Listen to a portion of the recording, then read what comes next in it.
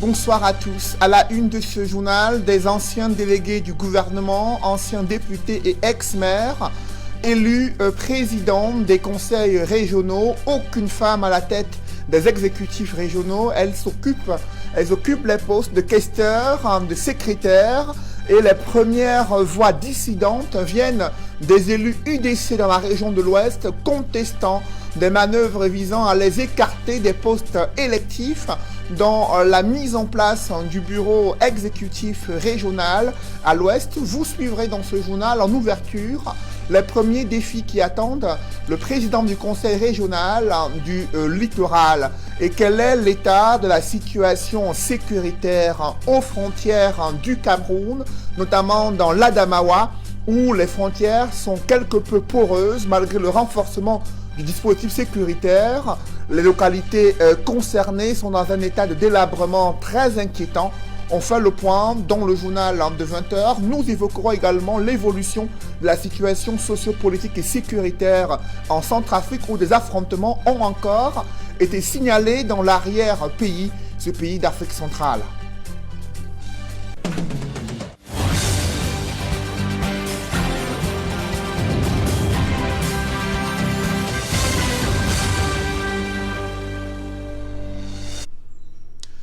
Merci de suivre cette édition complète de l'information sur Equinox Télévision.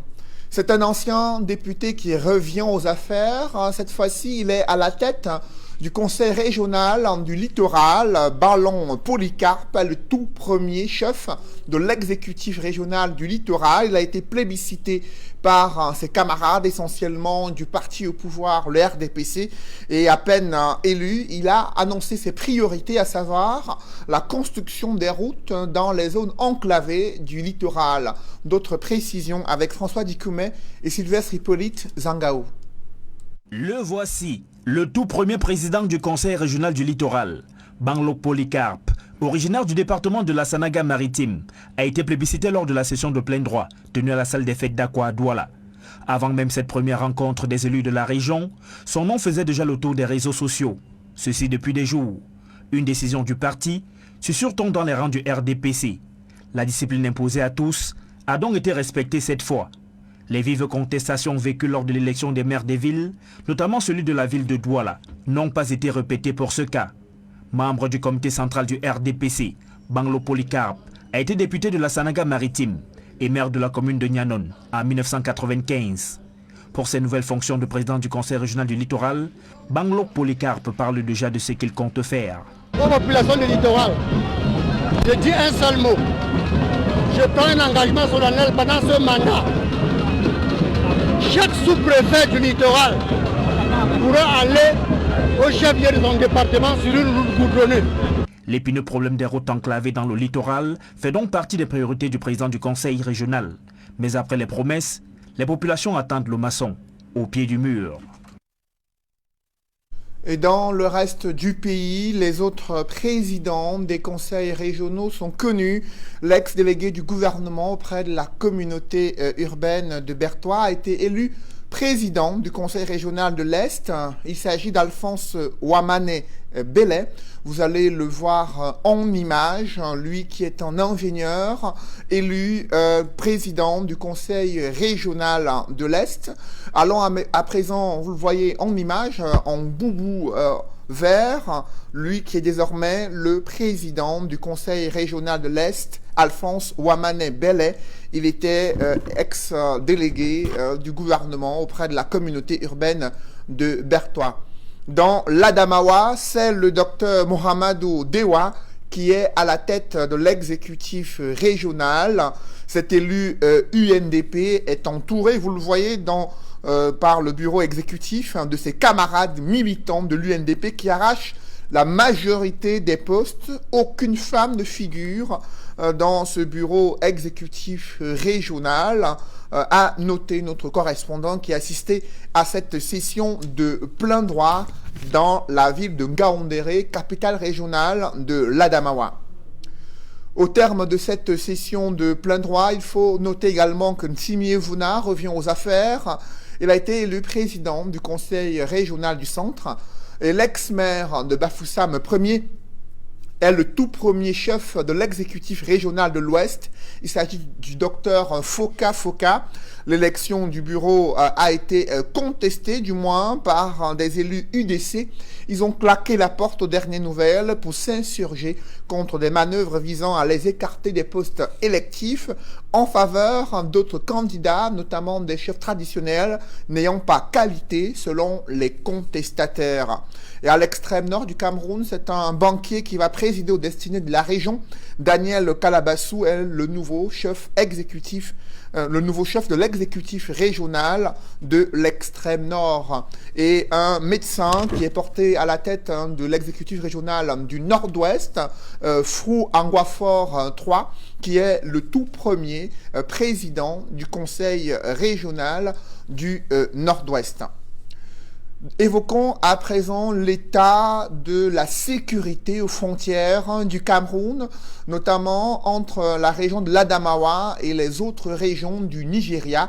C'est près de 250 km de frontières entre cette région du Cameroun et notre voisin, le Nigeria, parcouru par l'état-major de l'armée camerounaise. Premier constat, c'est l'état de délabrement des routes favorable aux groupes armés qui mènent des incursions, mettant ainsi en insécurité les populations. Là-bas, les agressions, des cas d'enlèvement se multiplient. Néanmoins, les responsables de l'armée camerounaise annoncent un renforcement du dispositif sécuritaire et font savoir qu'il n'y a aucune menace importante qui peut être évoquée dans cette partie du Cameroun. D'autres précisions avec Jean-Blaise Noupayé et Jean-Paul Chouniat.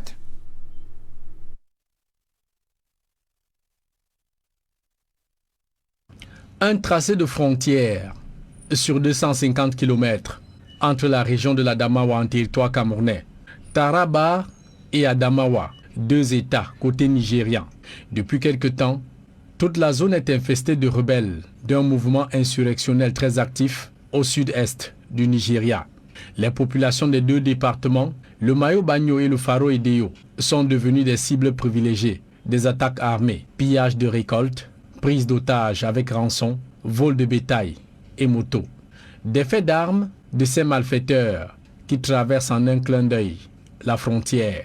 Actuellement, les hommes sont implantés. Des passages, vous avez vu les villages le long de la frontière. Il y a Pawati, il y a Urudina, il y a Dodeo. Ça, c'est le côté sud. En poste pour sécuriser les populations des villages environnants, les éléments du 31e bataillon d'infanterie motorisée ratissent toutes les localités, atteignant ici les bornes de matérialisation de la frontière entre les deux pays, où des fonctionnaires onusiens furent tués en 2017. Après cet incident malheureux, on avait suspendu l'implantation de bornes et 2 ans après, que toutes les garanties de sécurité ont été mises en place. Et ça a recommencé et effectivement les bornes ont été implantées en 2019. C'est donc tout ce sacré boulot de terrain que viennent évaluer le commandant de la 3e région de gendarmerie, le général de brigade Loubazal, et le commandant de la 3e région militaire interarmée, le général de brigade Agaro Binson. Nous avons déployé nos éléments de part et d'autre de la frontière et depuis une 2 semaines.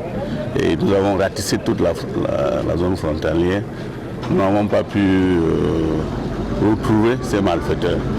Pour arriver à Koncha, les deux hauts gradés ont mis 12 heures de route pour parcourir 265 km au départ de Ngaoundéré et voir de leurs propres yeux les difficultés de leurs troupes à se déployer dans des localités sans route et pont, des zones inaccessibles en saison de pluie. Nous avons avec cette mission identifié les axes d'infiltration et de succession, la transhumance et d'autres malfaiteurs qui s'introduisent dans l'ensemble pour perpétuer les actes de criminalité. Veillant au grain au quotidien, les deux hauts gradés recommandent à leurs hommes collaboration avec les populations pour plus d'efficacité. Vous ne devez pas brimer la population. Vous ne devez pas arracher les biens de la population. Parce que la plupart de ces malfaiteurs, parfois, vivent au sein de la population. Alors, si vous faites de la population votre adversaire, votre ennemi, ça va être très très compliqué. en quittant ces deux départements menacés par des rebelles du sud-est nigérian. Les deux généraux prescrivent éveil et vigilance accrue à leurs hommes, afin de tenir à distance toute attaque surprise contre les populations. Après une escalade de tensions diplomatiques sur la gestion de la frontière Cameroun-Guinée équatoriale, l'heure est au raffermissement des relations entre Yaoundé et Malabo. Le président de la République du Cameroun a reçu en audience, en fin de matinée, le ministre d'État équato-guinéen chargé de l'intégration régionale, Balthazar Ngonga Edjo. Il était porteur d'un message de fraternité du président Teodoro Obiangema Bazogo. Le président de la République, Paul Biya, s'est entretenu avec l'émissaire équato-guinéen au Palais de l'Unité à Yaoundé. Et ce sont près de 600 millions de francs CFA débloqués pour une distribution de denrées alimentaires et autres kits sociaux destinés aux déplacés internes de la crise anglophone. Selon le ministre de l'Administration territoriale, c'est une initiative du président de la République en l'endroit des déplacés internes. Compte rendu, Joël Essengue et Gizogo. La joie des fêtes de fin d'année se partage jusque parmi les déplacés internes du nord-ouest et du sud-ouest résidant à Yaoundé. Le ministre de l'Administration territoriale leur a remis un don spécial du chef de l'État composé de matelas, de savons et de kits alimentaires. C'est un don spécial du chef de l'État d'un montant de 600 millions de francs CFA. Pour cette période de fin d'année, le chef de l'État a pensé, en tant que père de la nation, qu'on pouvait également s'occuper des déplacés internes dans les régions du nord-ouest et du sud-ouest. Ils sont un peu partout. Ils sont à Douala, ils sont à Yaoundé. Donc c'est le coût d'envoi d'un vaste programme de 600 millions de francs. Les bénéficiaires de ce don du chef de l'État, venus de 6 des 7 arrondissements de la capitale, se disent soulagés de voir qu'on ait pensé à eux en cette période des fêtes de fin d'année. Pour le don vraiment qu'il nous a fait en cette fin d'année 2020, malgré la crise du Covid, vraiment, on sait que ce n'était pas facile l'année 2020. Alors quand ils pensent à ceux qui souffrent, ça nous touche beaucoup et c'est un sentiment de joie. On dit merci au couple présidentiel. On remercie le président de la République et le ministre. Parce qu'on ne savait pas que si on arrive ici, on va nous dire prendre quelque chose à manger. De façon qu'on est pris de Bamenda, on ne savait pas quoi faire. Pour sa part, rappelant combien ce type d'initiative a été multiplié par le président de la République, le ministre de l'Administration territoriale y voit une manière de contribuer au retour à la paix dans le nord-ouest et le sud-ouest. Nous avons pratiquement 1000 bénéficiaires. C'est 167 fois où je préside personnellement la distribution des dons du chef de l'État en faveur des déplacés internes du nord-ouest et du sud-ouest. Il est en train de mettre tout en œuvre pour que l'OCAM revienne définitivement dans les deux régions. Et justement, parlant de la situation dans le nord-ouest et le sud-ouest, Paul Atanganji se montre optimiste. D'après les statistiques données par les gouverneurs des deux régions, on constate que, effectivement, l'OCAM revient progressivement. Nous avons tenu 5 élections. Les élections se sont bien déroulées. Cette cérémonie a également été l'occasion pour le patron de l'administration territoriale d'insister sur la dangerosité du Covid-19 qui reste actif. Le corona est maîtrisé, mais le corona n'est pas éradiqué au Cameroun. Le corona est encore d'actualité. Voilà pourquoi le chef de l'État a donné une dotation spéciale de 200 000 masques. Après les 2 millions de masques déjà distribués. Si donc les déplacés internes du nord-ouest et du sud-ouest sont à la fête comme le reste des Camerounais en cette fin d'année, il leur faudra aussi une bonne dose de prudence. Covid-19 oblige.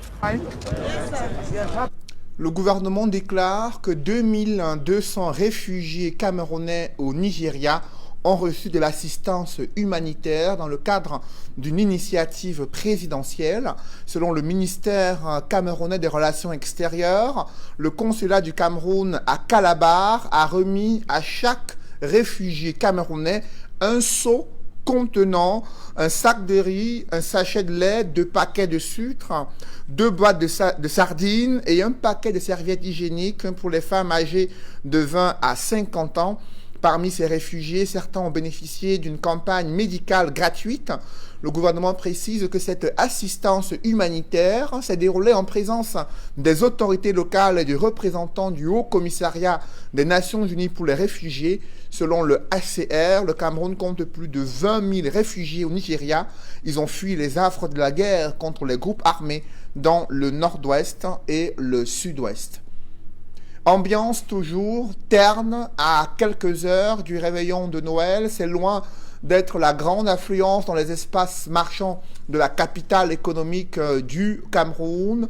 Le cœur n'est pas vraiment à la fête. L'état d'esprit est loin d'être positif parmi les Camerounais rencontrés dans les principales artères de la ville de Douala. Reportage, Warren Zede et Isabelle Carole Zoupet. Le marché central de Douala, à quelques heures de la célébration de la fête de Noël. Ce n'est pas vraiment la grande affluence. Comparé aux années antérieures, entre les étals, peu de parents se bousculent pour acheter jouets, vêtements, ainsi que d'autres gadgets de Noël. En dépit des restrictions de voyage liées à la pandémie de Covid-19, les commerçants ont pu approvisionner leur étalage en marchandises, mais l'argent se fait rare. Il y a beaucoup d'affluence, mais sans vous mentir, il n'y a pas l'argent dehors. Il n'y a pas d'argent. Le Covid a tué l'économie, il n'y a pas d'argent. Les dernières tranches de l'école, non. Les parents sont là beaucoup plus à nous rappeler qu'ils n'ont pas encore fini les dernières tranches et tout. Voilà, la marchandise, il n'y a pas de preneur. L'affluence, ce n'est que du folklorisme en fait, parce que il y a plein de gens, les gens sont pleins de volonté, mais ils n'ont pas d'argent. Cette année, ce n'est pas facile. Avec le Covid-19 qui a affaibli les affaires et tout, ce n'est pas facile. Mais je me suis battue de commander en ligne et j'ai eu la chance qu'ils m'ont envoyé la bonne qualité. Mais tenant compte de la pandémie, j'essaye de faire les prix coût moyen. En plus de la pandémie, il y a également l'impact de la crise anglophone à l'origine de cette morosité. La crise anglophone nous a pénalisés. Avant, il y avait l'affluence. Nos majorités des clients venaient du nord-ouest, du sud-ouest et du grand nord. Bon, la culotte, si par exemple, à l'époque, ça coûtait, avant la Covid, ça coûtait dans les 3500. Aujourd'hui, on est obligé de faire à 2000, 2500. Parfois, les clients, même à 1500, ils n'achètent pas. S'il y a des parents qui ont bouclé leurs préparatifs, certains continuent de faire le tour des comptoirs sans réellement trouver des articles correspondant à leur porte-monnaie. Là, j'ai déjà fait plus de 3 heures du temps au marché, je n'arrive pas. Ils sont trop élevés. Comme moi, j'ai 4 enfants, mais garçons en plus. Pour les garçons, c'est trop difficile. Ah, si je ne trouve pas, je vais rentrer. Ah, ils vont supporter ce qui est à la maison, ils vont gérer. À quelques jours de la célébration de Noël, il n'est tout de même pas exclu que les marchés connaissent l'affluence de dernière minute. Dans l'actualité économique, l'Afrique centrale mise désormais sur les contrats de partenariat public-privé et la concession pour la réalisation des projets infrastructurels d'envergure. Cependant, ce nouveau mécanisme est loin d'être maîtrisé par les experts et les gouvernements de l'Afrique centrale. À cette occasion, un symposium se tient à Brazzaville, au Congo, afin de pouvoir édifier les experts de la CEMAC sur les enjeux de la mise en œuvre de ces partenariats publics-privés. C'est une mission conduite par l'ancien ministre français des Finances, Michel Sapin. Il a discuté avec les experts de la CEMAC et des membres du gouvernement de la sous-région Afrique centrale. D'autres précisions avec Nadine Yambou. C'est une épineuse question en Afrique centrale. Comment réaliser des projets infrastructurels d'envergure sans aggraver l'endettement public? Le recours au partenariat public-privé, les modalités d'attribution des concessions et les enjeux de transfert des technologies sont au cœur d'un symposium qui se déroule à Brazzaville, la capitale du Congo. Promouvoir ce nouvel outil de la commande publique de façon à permettre aux ministres compétents qui seront là demain et continueront très certainement à avoir des responsabilités dans les années qui viennent, de mieux comprendre la différence entre le PPP social et le PPP marchand. Et l'objectif, c'est de dialoguer, d'expliquer du financement aux évolutions juridiques nécessaires. Nous souhaitons d'ailleurs, nous savons que le Congo-Brazzaville a aujourd'hui dans ses réserves une loi à faire avancer. Nous avons des juristes avec qui nous sommes venus qui peuvent permettre de concrétiser cette loi dans les mois qui viennent. La rencontre est animée par des experts de la CEMAC et un groupe de partenaires au développement conduit par l'ancien ministre français de l'économie et des finances, Michel Sapin. Il estime que le continent africain regorge d'opportunités économiques et des ressources suffisantes pour opérer sa transformation structurelle. Il faut faire en sorte qu'il y ait des investissements publics qui sont absolument nécessaires au développement, mais aussi des investissements privés pour financer en particulier les grandes infrastructures de transport, d'énergie ou les grandes infrastructures sociales dont ces pays ont besoin. En République démocratique du Congo, le gouvernement manifeste son intérêt pour l'élaboration des partenariats publics-privés dans le cadre de la réalisation des grands projets de développement. L'État congolais ou l'État, dans son ensemble, a toujours travaillé avec le privé. Mais il fallait maintenant un cadre juridique, un cadre institutionnel pour permettre à ce que ce partenariat public-privé soit maintenant une réalité. Donc c'est la raison pour laquelle moi-même j'ai porté ces projets et le Premier ministre Sylvestre Ilunga de mon pays, dont mon chef direct, a déjà les projets de décret sur sa table. Et je crois que dans le prochain jour, les prochaines heures, il va signer pour que tout soit matérialisé. Au thème des assises, une feuille de route doit fixer le cadre des partenariats publics-privés et concessions en prenant en compte les priorités nationales de chaque pays d'Afrique centrale. Et ce symposium sur les partenariats publics-privés qui se tient à Brazzaville, au Congo, a été une occasion d'assurer le suivi des projets intégrateurs de la CEMAC, notamment au lendemain de la table ronde qui a été organisée à Paris pour appeler des bailleurs de fonds et investisseurs privés à mobiliser plus de 2000 milliards de francs CFA pour le financement d'une dizaine de projets intégrateurs. Sur les enjeux de ce symposium, je vous invite à suivre à présent le professeur Michel Cyr Djenawembu, secrétaire permanent du programme des réformes économiques et financières de la CEMAC. C'est très très important, comme vous voyez vous-même. Il s'agit de la réunion des conditions de mise en œuvre des projets intégrateurs. Une chose est de réussir la conférence et avec les annonces de contribution. Une autre est de s'organiser pour que ces annonces soient traduites dans la réalité et que les projets démarrent effectivement. Donc nous avons pu réunir ici non seulement le ministre Sapin, mais tout le patronat, le GOTA du patronat français et également les principaux responsables des institutions financières internationales et enfin les chefs des principales entreprises qui opèrent dans notre sous-région. Il s'agit de faire en sorte que nous puissions démarrer ces projets et que l'on démarre le maximum de projets sous forme de PPP. Les projets PPP ont cet avantage qu'ils n'endettent pas l'État. Il s'agit d'avoir un développeur avec un projet, avec à la clé un contrat qu'il passe avec les sociétés qui sont sur le terrain et qu'ils vont vendre les produits. Je m'explique ainsi pour que tout le monde puisse comprendre de quoi je parle.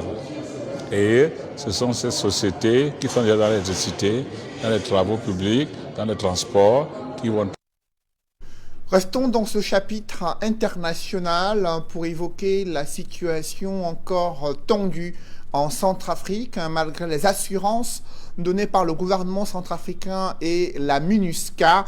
Le bruit des armes a repris ce mardi, des affrontements armés signalés dans plusieurs localités dans l'arrière-pays.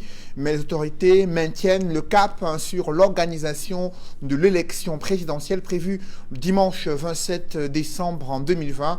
La MINUSCA, la mission des Nations Unies pour la sécurisation de la Centrafrique, elle aussi se montre rassurante vis-à-vis du déroulement de ce processus électoral. On fait le point avec nos reporters Innocent Abega et Eric Fopossi. L'accalmie n'aura duré que 24 heures en Centrafrique. Les combats ont repris ce mardi 24 décembre. Les affrontements ont lieu dans la ville de Bambari, dans le centre du pays, opposant les éléments du groupe armé Unité pour la paix en Centrafrique, UPC, et les forces armées centrafricaines. À une dizaine de kilomètres de la ville de Sibut, des accrochages sont signalés. Il en serait de même sur l'axe principal entre les villes de Bossembélé et Bouali, où des renforts des groupes armés seraient arrivés dans la nuit. À Bossangoa, 305 km au nord de Bangui, les anti-Balaka ont chassé les électeurs qui venaient prendre leur carte à la mairie ce mardi 22 décembre. Malgré tout, la position officielle reste la même. Les élections auront lieu dimanche 27 décembre. Donc, je pense aujourd'hui, nous nous préparons. Moi, en tant que candidat, je ne peux pas aller voter le 27 et j'invite tous les Centrafricains épris de paix et ils doivent aller aux élections. La mission multidimensionnelle intégrée des Nations Unies pour la stabilisation en République centrafricaine, la MINUSCA, continue son action de sécurisation. La mission procède à une réallocation de ses moyens en vue de continuer à prévenir ce type de tentative et notamment à protéger la capitale Bangui. Mais je le répète, ces tentatives, elles visent à empêcher les Centrafricaines et les Centrafricains de choisir librement leur avenir à travers des élections. Et elles sont de ce fait totalement condamnables. À quelques jours de la présidentielle, la Centrafrique retient son souffle. Les tensions restent vives entre le président sortant Faustin Archange Touadéra et une alliance de circonstances au sein de laquelle s'activent François Bozizé, Anissé Georges Dologuélé et les principaux groupes armés. Des publi-reportages dans ce journal, l'association des opérateurs des téléphonies mobiles, désormais membre du groupement interpatronal du Cameroun. Ces entreprises ont décidé de se mettre ensemble pour porter leur voix auprès des pouvoirs publics et aussi assurer un meilleur essor des télécommunications, de la téléphonie mobile à travers le triangle national. Un reportage.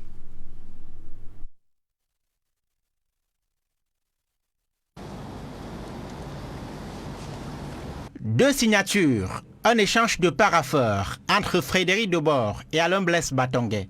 Le directeur général d'Orange Cameroun agit en sa qualité de président de l'association des opérateurs concessionnaires de téléphonie mobile au Cameroun.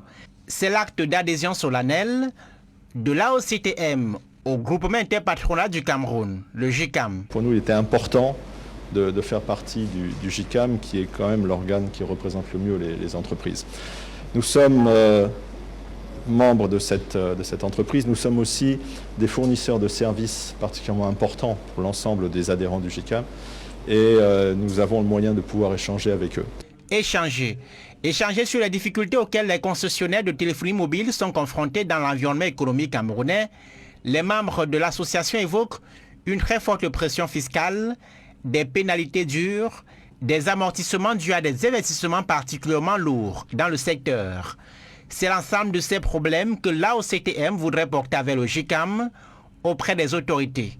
Des problèmes et d'autres à l'origine des pertes de l'ordre de plus de 96 milliards de francs CFA en 2018 et plus de 22 milliards de francs CFA en 2019 par les opérateurs de téléphonie mobile. C'est quelque chose qui montre qu'il y a un problème et nos services pour les entreprises ne sont pas à la hauteur de ce qu'ils devraient être puisqu'on n'a pas la qualité qu'on attend de nos fournisseurs d'infrastructures. Donc nous sommes venus pour échanger, pour participer et pour nous regrouper avec le GICAM. Pour l'essor du secteur de la téléphonie mobile au Cameroun et la préservation de la santé des entreprises concessionnaires, Orange Cameroun, MTN et Nextel ont dépassé leurs différences et les frontières de la concurrence pour le bien-être de tous et de chacun. Nous avons des problèmes communs.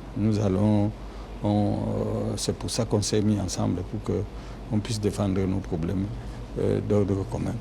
Malgré le fait que nous faisons, on est des concurrents, mais il faut quand même, il y a des choses qu'on peut faire ensemble. L'Association des opérateurs concessionnaires de téléphonie mobile a été créée en 2019. Elle vise à établir un dialogue structuré avec la tutelle et les administrations plus généralement. mener des actions de relations publiques pour le compte des membres, promouvoir le développement des communications électroniques, entre autres objectifs. Orange. L'entreprise Les Ciments d'Afrique récompense sa clientèle pour sa fidélité en leur offrant d'importants cadeaux, une occasion au cours de laquelle Ciments d'Afrique, CIMAF, a présenté son tout nouveau produit, le ciment dynamique. Des précisions dans ce reportage. Un tricycle flambant neuf, un groupe électrogène et une moto font le bonheur de leurs propriétaires. Il s'agit des heureux gagnants des super lots du jeu talent de quincaillerie lancé par l'entreprise Ciments d'Afrique. Ces bénéficiaires sont tout émus de voir ainsi leur fidélité récompensée par CIMAF. Je ne peux être content et je remercie énormément CIMAF de penser à cette catégorie de personnes. Je suis un monsieur content, heureux. Je dois dire merci à CIMAF pour le jeu qu'il a bien voulu organiser. C'est ce jeu qui m'a permis de gagner la moto que vous voyez là et le téléphone. Je me sens tellement à l'aise. Je ne saurais comment remercier la société CIMAF Cameroun pour ce cadeau. Cette remise de lot intervient au bout de plusieurs mois durant lesquels les quincailliers ont été sélectionnés et encouragés sur la base de leurs performances.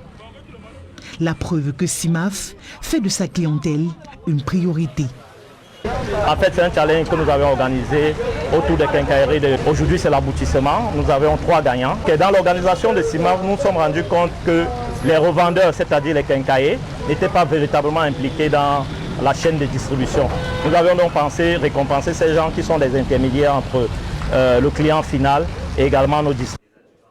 Au cours de cette cérémonie, le géant dans le secteur du ciment a présenté son tout nouveau bébé, le ciment dynamique. Un ciment de haute qualité, conforme aux normes camerounaises et adapté aux exigences des consommateurs. Dynamique, c'est un nouveau produit de CIMAF mis sur le marché il y a quelques semaines. C'est un CM4 32.5R. On va dire que c'est un ciment qui permet aujourd'hui de réaliser autant les travaux de gros œuvres que les travaux de finition dans un bâtiment. Sa bonne qualité de finition, sa faible chaleur d'hydratation, sa résistance élevée et son coût accessible à tous sont entre autres points forts qui attestent que le ciment dynamique est le meilleur choix, tout comme la large gamme des produits de CIMAF. Le Camerounais moyen aujourd'hui aura la possibilité de se construire grâce à la mise sur le marché de ce produit dynamique. Après cette récompense de sa clientèle de Douala, ce sera au tour des gagnants des autres villes du pays d'être récompensés par CIMAF. Mesdames, Messieurs, c'est la fin de ce journal. Merci de l'avoir suivi. Juste après cette édition de 20h, retrouvez Serge Alain Otto et ses invités pour le débrief du journal sur le plateau d'Equinox Soir. Serge Alain. Après l'élection du docteur Foka Foka comme président du conseil régional de la région, conseil régional de l'Ouest, celle des autres membres du bureau régional coince. Ça chauffe dans la région de l'Ouest, notamment à Bafoussam. Les élus UDC ont claqué la porte pour dénoncer des manœuvres visant à les écarter des postes électifs. Vous le savez, au-delà de l'élection du président du conseil régional, d'autres postes sont en jeu, parmi lesquels des questeurs, des secrétaires et même des vice-présidents. Cependant, des candidats, parmi lesquels des chefs traditionnels, ont été plébiscités aux grandes dames des élus UDC qui ne se reconnaissent pas dans cette liste et ces candidats qui ont été introduits, ils estiment que ceux-là n'ont pas qualité. Après des multiples tractations, ils ont claqué la porte. La situation reste quelque peu tendue lors de cette session de plein droit devant permettre de connaître l'ossature de l'exécutif régional dans la région de l'Ouest. Serge Alain. Voilà, madame, monsieur, c'est dans l'essentiel. Equinox Soir, deuxième partie. Bonne soirée à vous, Cédric. Bonne soirée à vous, Serge Alain. Rendez-vous demain 20h. Madame, monsieur, dans un instant, la suite. Equinox Soir.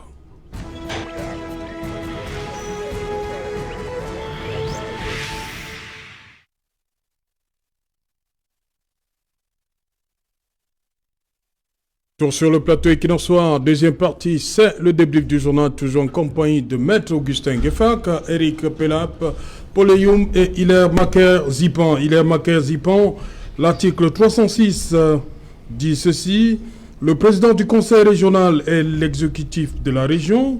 Il est assisté par un bureau régional élu en même temps que lui au sein du conseil. Le bureau régional doit refléter la composition sociologique de la région.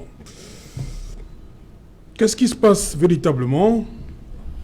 Je pense que tout est dans cet article et il faut essayer de respecter autant que faire se peut. Nous connaissons un peu comment ça s'est passé à Douala 1er. Rappelez-nous un peu, rappelez-nous les chiffres. L'UDC a combien d'élus à l'ouest? À l'ouest, le département qui fournit le plus grand nombre des élus, c'est le département du Noun. 17 conseillers régionaux. Conseillers départements. Oui, 17 conseillers départements. Voilà, qui viennent des départements, on les appelle les conseillers régionaux, oui. Mais viennent dans le Noun, 17. Suivi donc de la Ménois, 12. Et ensuite, naturellement, le MIFI qui a pu pouvoir le donner à peine 8. Cette répartition tient compte de la population, de la MIFI à la présidence. Exact, de la superficie pour pouvoir attribuer ce nombre. Il s'avère que le président, selon la détermination du RDPC, dont je n'entre pas dedans, selon leur stratégie, sort de département de la MIFI. Premier élément.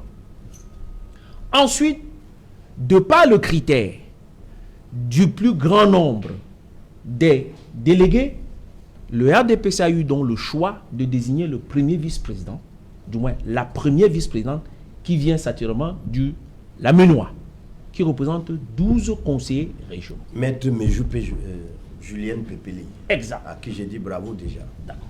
Maintenant, il reste que la troisième place de vice-président, c'est-à-dire que l'un des vice-présidents, doit revenir automatiquement au Noun. Mais dans le Noun, on choisit de désigner plutôt un chef traditionnel. Et là, on va faire payer à l'UDC l'équilibre de pouvoir faire rentrer les chefs. Et l'UDC dit, les chefs ne sont pas habilités. Dans la pratique de l'UDC, il y a la chambre des chefs à part. Ce d'autant plus que je vous ai rappelé, c'est dans le Noun que ça s'est négocié. Et naturellement, chez le sénateur Njoya Aruna, qui n'est autre que le père de Adamou Ndamjoya. Donc vous voyez que l'histoire, quel que soit le cas, revient toujours en surface. Et donc, par conséquent, l'UDC dit, nous devons avoir cette vice-présidence. Et c'est en principe, c'est de l'évidence qu'ils aient ça. Et par conséquent, en faisant partie de l'UDC, on va recréer un autre problème. Ce d'autant plus que le Noun représente à lui seul la moitié, pour ne pas dire 55% de la région de l'Ouest. Et représente en termes démographiques près de 1 200 000 personnes, quand tout l'autre l'Ouest a 1 100 000. Donc, ne créons pas le problème. Il vaut mieux apaiser, et j'espère que le ministre Motazé, va essayer de jouer de toutes ses cartes, d'être suffisamment intelligent pour pouvoir amener cette place-là à l'UDC. Par la suite, on verra. La nuit va être longue. Non, dis-nous, Hilaire Macaire-Zipan, quelles sont les dernières informations qui nous... Les dernières informations que je viens d'obtenir sur ce plateau font état de ce que le ministre Motazé est en réunion à l'heure actuelle avec tous les chefs, les 20 chefs, certainement pour les faire des concessions, pour avoir des concessions. Puis par la suite, va rencontrer donc la présidente de l'UDC, à savoir l'honorable Thomas Hino, qui va réitérer, et je viens de l'avoir au téléphone, elle a dit, je réitère ma position, le Noun ne peut pas être le dindon de la farce dans cette répartition des régions. Mais vous avez dit qu'on a donné, il y a un chef du Noun qui est à la vice-présidence. Oui, mais les chefs ne sont pas dans les régions. De par la conception. Il faut copier ce qui se passe dans la zone anglophone. Ouais. C'est pour ça qu'il dit qu'on crée des chefs. Voilà. Oui, vous êtes ancien militant de l'UDC, c'est ça? Non, vous avez quelque chose à nous dire? Non, c'est pas... Pourquoi c'est les Je pas faire la fixation dessus. Non, je veux faire commenter. Je veux dire déjà... Vous voulez commenter quoi? Il a dit tout à l'heure que le ministre Moutazé est en négociation avec les chefs. Qu'est-ce qu'un ministre vient chercher là là où on parle des régions? Je sais où vous voulez amener. J'étais dans un média, j'ai suivi le journaliste qui faisait son reportage. Il disait que le gouverneur de la région littorale est arrivé aujourd'hui en présence du mandataire du comité central du RDPC. Voilà, Qu'est-ce que le mandataire des comités centraux faut avec le gouverneur? C'est eux qui sont venus installer. C'est ça la preuve de la confusion. On parle donc du parti État. Oui, c'est-à-dire qu'on confond l'État, la République, au parti. On mélange tout. Nous sommes dans le C'est ce qui s'est passé à Ngaoundéré aussi. Pour arriver au cas de tout, l'UDC. Est-ce que le mandataire, c'est ce qui s'est passé en Ngaoundéré aussi? Bon, pour Ngaoundéré, là, je considère. Là, Père Moutaze, là, en tant que mandataire du comité central, il n'a rien à faire ni avec les chefs, ni avec ceci. Parce que ça ne regarde, c'est plus une affaire du RDPC, c'est une affaire de l'État du Cameroun. Mais les chefs n'appartiennent pas au RDPC. Ils ne reviennent pas dans le RDPC de négocier avec les chefs. Ils n'ont rien à dire. Mais les chefs sont quand même allés à sa rencontre, non? Oui, bien sûr, ils sont en conclave. Ils ne savent pas que c'est comme ça? Mais ils savent que c'est comme ça, donc... On leur a dit qu'ils sont sous l'administration, ils sont sous la supervision. L'administration, est-ce que c'est ce parti-là? Ben, pas du tout. Ça peut mettre demain mon parti, celui d'Hilaire. Je vais dire, il y a autre chose. Rappelle-toi, l'une des choses élections municipales, le 9 février dernier, nous sommes tous candidats à la première. Le RDPC gagne, mais à la majorité relative. On va au calcul au quotient électoral. Le RDPC, par une alchimie, c'est-à-dire que vous prenez même le plus grand mathématicien au monde, il ne peut pas vous expliquer comment le RDPC se retrouve à la première avec 32 conseillers pour écarter qui, premièrement, M. Nguidjol, qui est quitté du RDPC pour le SDF. Parce qu'ils ont dit que celui-là, c'est un traître. Il n'entrera jamais dans ce conseil tant que nous sommes là, nous avons le pouvoir. Il est aussi dans ce calcul électoral, devait entrer. Donc c'est le même schéma qu'ils sont en train de reprendre. Ils sont mal au contentieux. Moi, je leur avais dit, Maître Nguefa, c'est un avocat. Il connaît ce que la justice du Cameroun. Et c'est le même schéma qu'on est en train de reproduire dans le NUN, pardon, à l'ouest, où le NUN devait d'abord être représenté. L'UDC, en tant que parti qui est la deuxième partie là-bas, après le RDPC, comme on l'a fait pour l'UNDP d'Adama, le Nord et l'extrême Nord, devait avoir au moins un poste dans ce conseil régional. Mais vous voyez... Non, un poste de vice-président, ce n'est pas... Non, moi je dis même un poste seulement de manière vague. Mais vous voyez, on torpille une disposition non seulement légale... Est-ce que c'est nouveau? Quelque chose de légitime. C'est nouveau là, chez vous? Ce sont des faits qui sont répétitifs. Et ça montre que nous avons affaire à des gens qui ne sont pas du tout sérieux dans les démarches. Je veux donc dire au ministre Moutaze, j'ai beaucoup de respect, beaucoup d'estime, plus c'est un très grand ministre, mais les affaires de la République, ce ne sont pas les affaires du parti. Ok, Eric Pelab, sur cette situation que vit actuellement l'UDC dans la région de l'Ouest. Vous savez... Vous n'êtes pas allé à cette élection, mais j'ai dit, ça va s'imposer à tout le monde, hein? Non, vous savez, j'ai la chance d'être dans la commune de Douala 5e. Oui. Et cette disposition de la loi a longtemps été, j'ai envie de dire, rejetée. À Douala 5e, on sait. Et jusqu'en 2013 également. Hein? Non, jusqu'en 2015. Sincèrement, on a dû malheureusement attendre le décès du maire Foning pour pouvoir appliquer cette disposition. Pour pouvoir appliquer cette disposition de la loi. Donc, on est dans un système où on va à l'Assemblée, on vote des lois. Ce sont des assemblées en majorité RDPC. Et lorsqu'il faut l'appliquer sur le terrain, c'est encore les gars du RDPC qui ne veulent pas appliquer les lois qu'ils ont votées au niveau de l'Assemblée.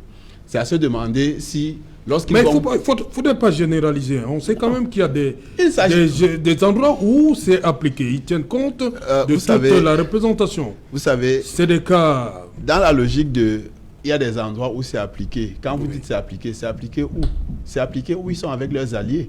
C'est-à-dire que dans l'extrême nord, dans le nord, et maintenant leurs alliés dans Adamawa l'a appliqué. Maintenant dans le NUN, ils ont un adversaire. Et justement, ils veulent punir l'adversaire.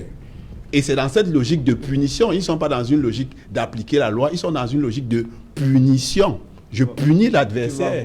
Or, on est dans une démocratie.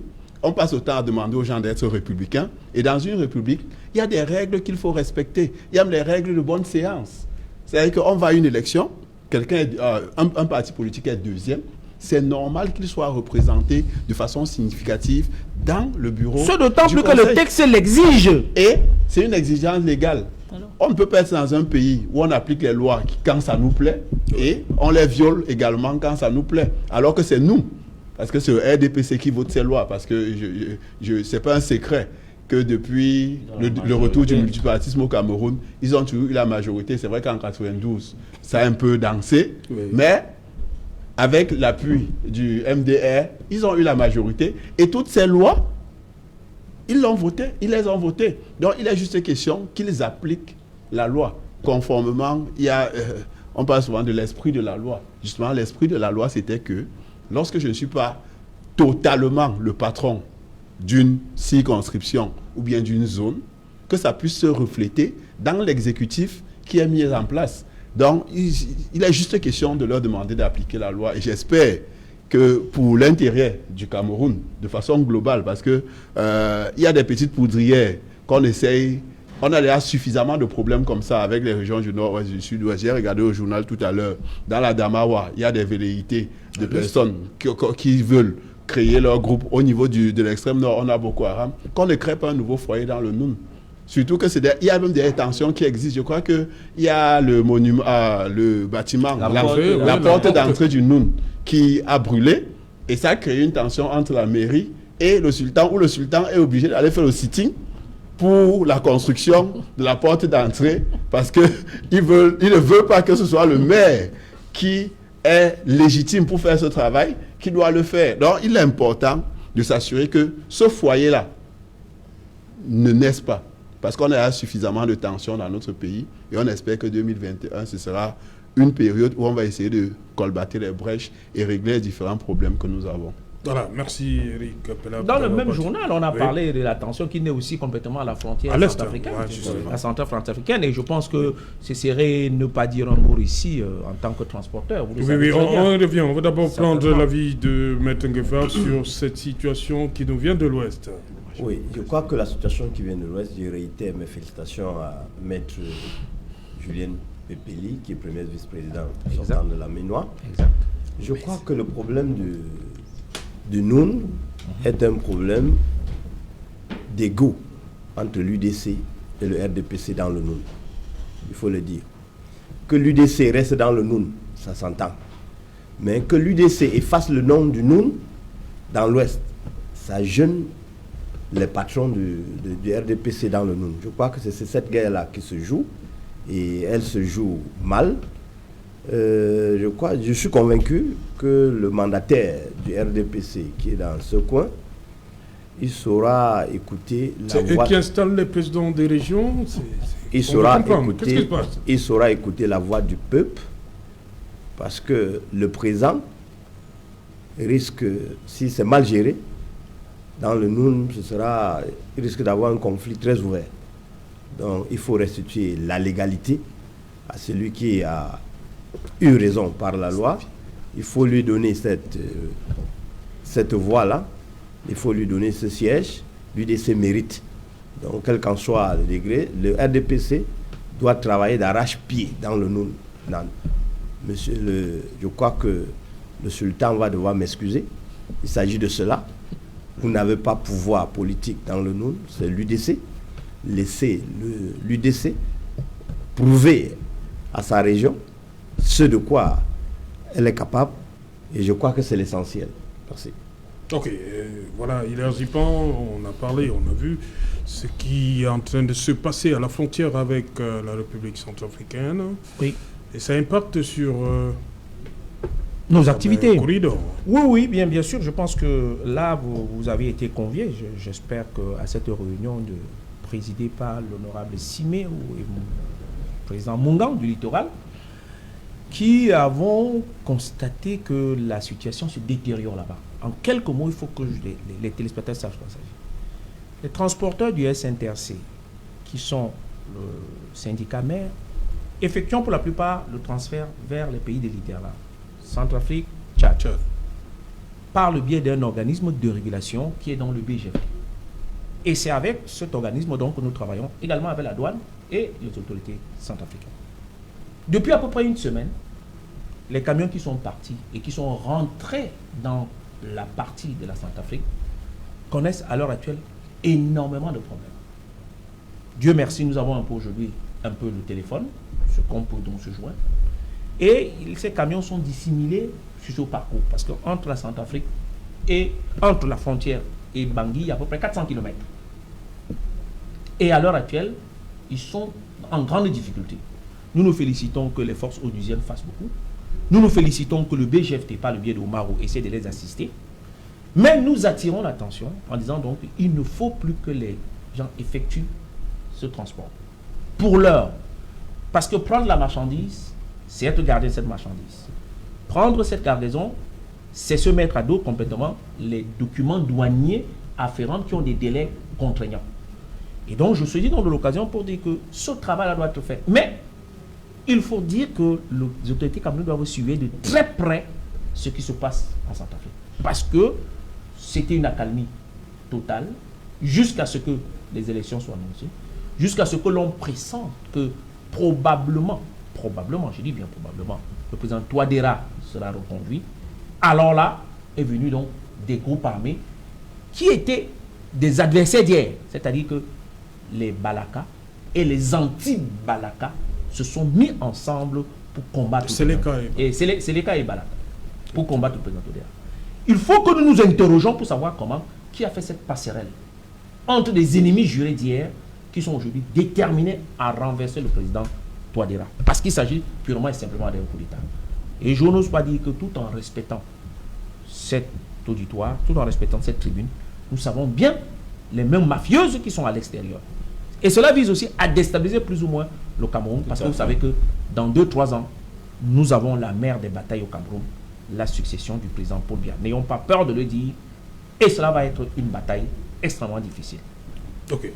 Oui, Paul Youm. Oui, dans cette affaire de ce qui se passe en Centrafrique, vous allez comprendre ou remarquez bien quelque chose. Il y a un silence étrange de ce que vous appelez souvent la communauté internationale, qui sont toujours prêts à monter au créneau, mais là, on ne dit rien, simplement parce que ça arrange les intérêts de certains pays que je ne veux pas citer ici.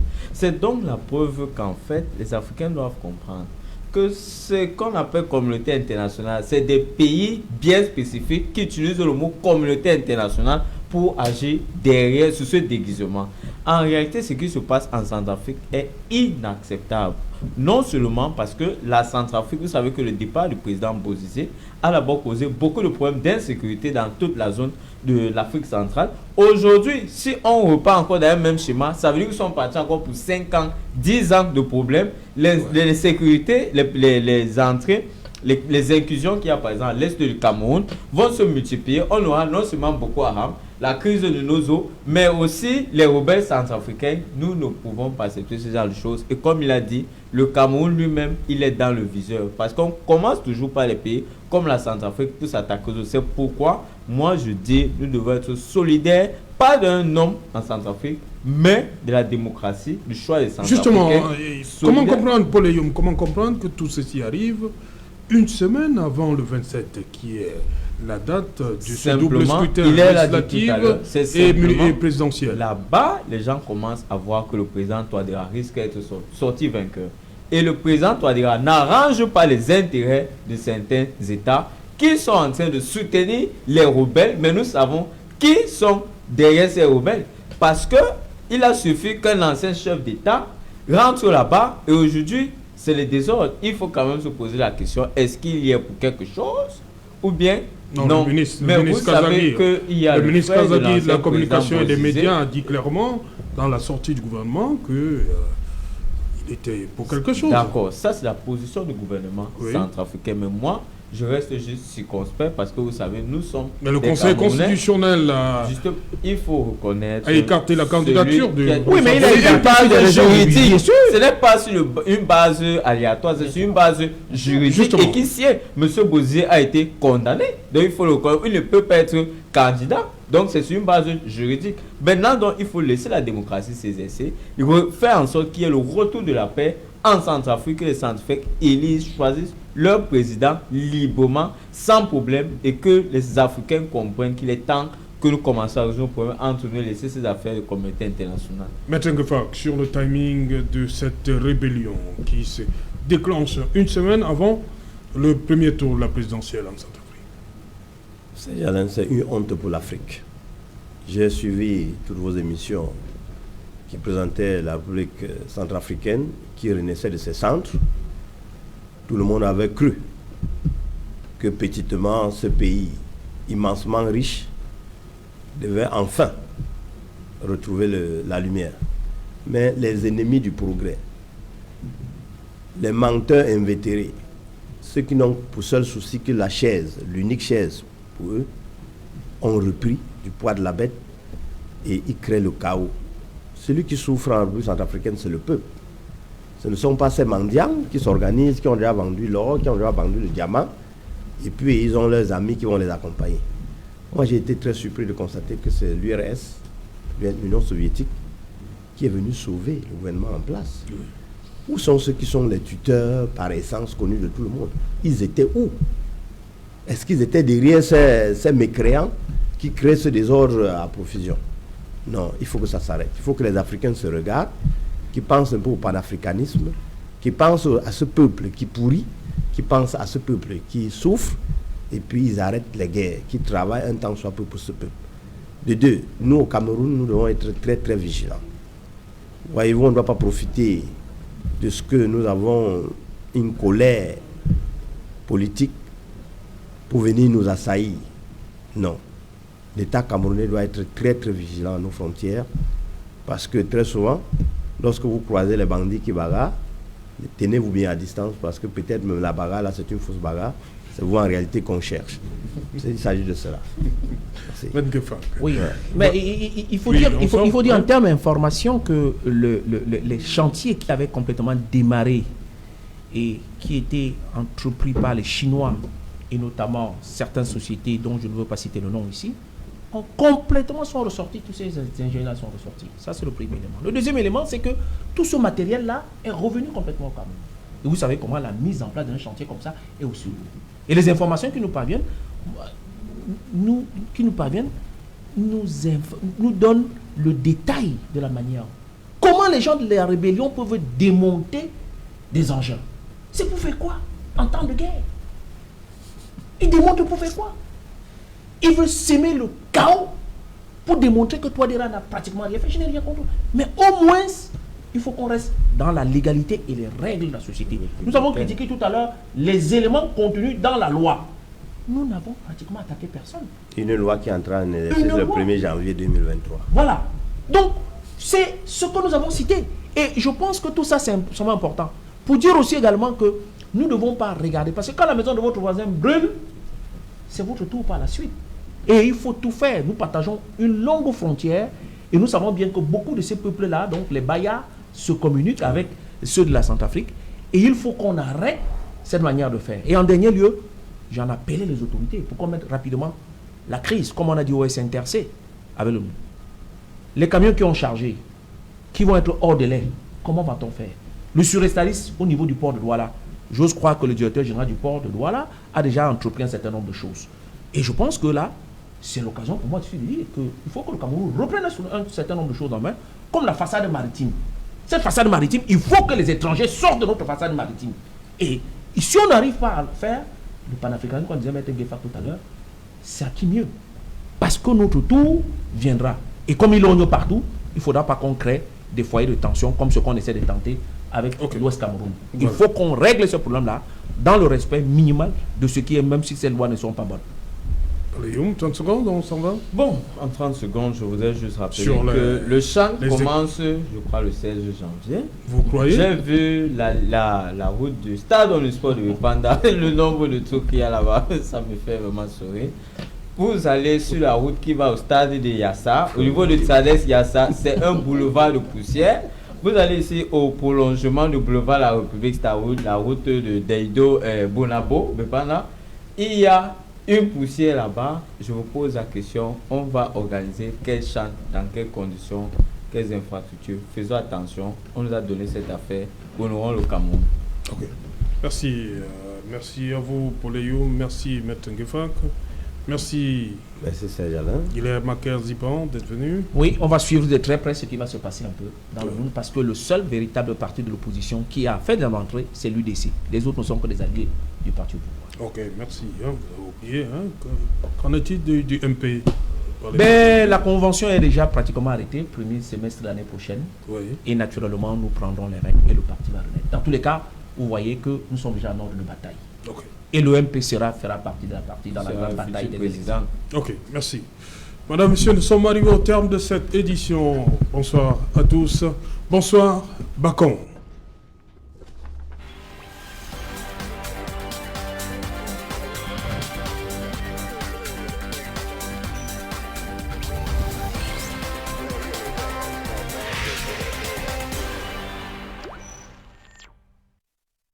La date du 14 décembre 2020 s'inscrit désormais en lettres d'or